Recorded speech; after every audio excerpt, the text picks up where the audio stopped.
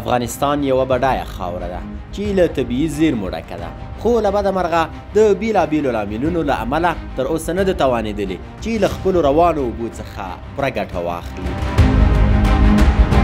خو د خوښۍ ځای دی چې په وروستیو کلونو کې د اسلامي امارت حکومت د هیواد د اوبو د مهار او مدیریت په برخه کې مؤثر او عملي ګامونه اخیستي تر څو د کرنې او نورو برخو د ځان بساینې او دوامداره پرمختګ زمینه برابره شي. تر دې مخکې چې تفصیل ته لاړ شو، مهرباني وکړئ د عروج څیړنیزې ادارې چینل درسره وڅارئ تر څو د هیواد له تازه خبرونو، تحلیلونو او پراختیایي راپورونو څخه باخبره پاتې شئ.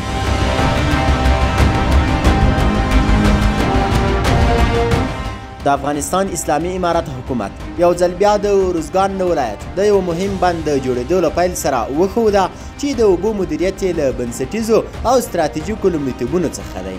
د شفغلو د ذخیروي بند پروژه چې د ارزګان ولایت د چنارتو ولسوالۍ کې پیل شوې، د کرنې پیاوړتیا، د سیلابونو کنټرول او د ځمکنیو اوبو د تغذیې لپاره یو عملي ګام ګڼل کیږي.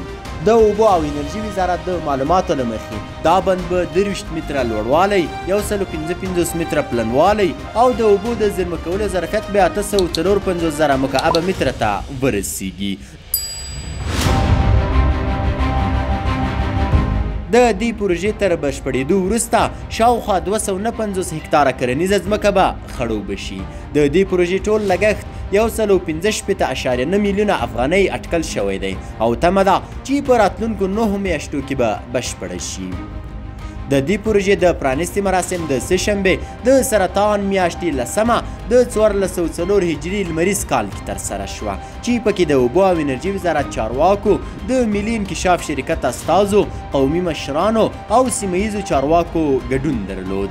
ملا عبداللطیف منصور د اوبو او انرژي وزارت سرپرست په دې مراسمو کې وویل چې د شفغلو بند د موسمي سیلابونو د مخنیوي او د اوبو اغیزناکه مدیریت لپاره جوړیږي او د لوړو تخنیکي معیارونو پر اساس به تطبیق شي.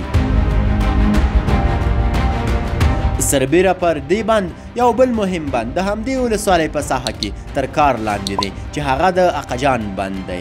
دا بند له 70 میلیونه مکعب متره څخه زیات د اوبو د زیرمه کولو ظرفیت لري او شاوخوا 2000 هکتاره کرنیزه ځمکه به خړوبه کړي.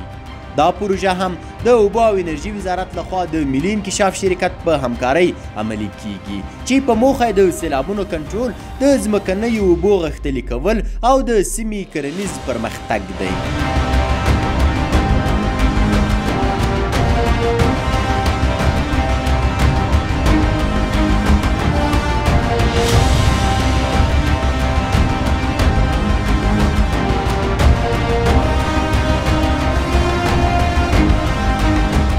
په عمومي توګه د افغانستان اسلامي امارت حکومت دا مهال په ټول هیواد کې د بند جوړونې 14 سترې پروژې عملي کوي چې دا پروژې د اوبو د مدیریت ستراتیژیک پلان بلل کیږي. د دغو بنسټیزو او هدفمندو اقداماتو له لارې افغانستان د اوبو د سرچینو په تأمین کې د ځان بساینې او د کرنیز محور د اقتصاد د پیاوړتیا په لور روان دی.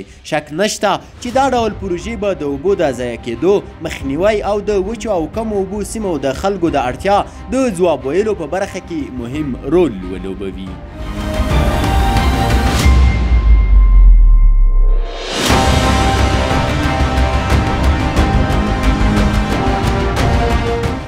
په پای کې له تاسو درنو لیدونکو څخه هیله کوم چې د عروج څیړنیزې ادارې چینل درسره وڅارئ او خپل نظرونه، وړاندیزونه او ارزښتناک لیدلوري موږ سره په کومنټ کې شریک کړئ.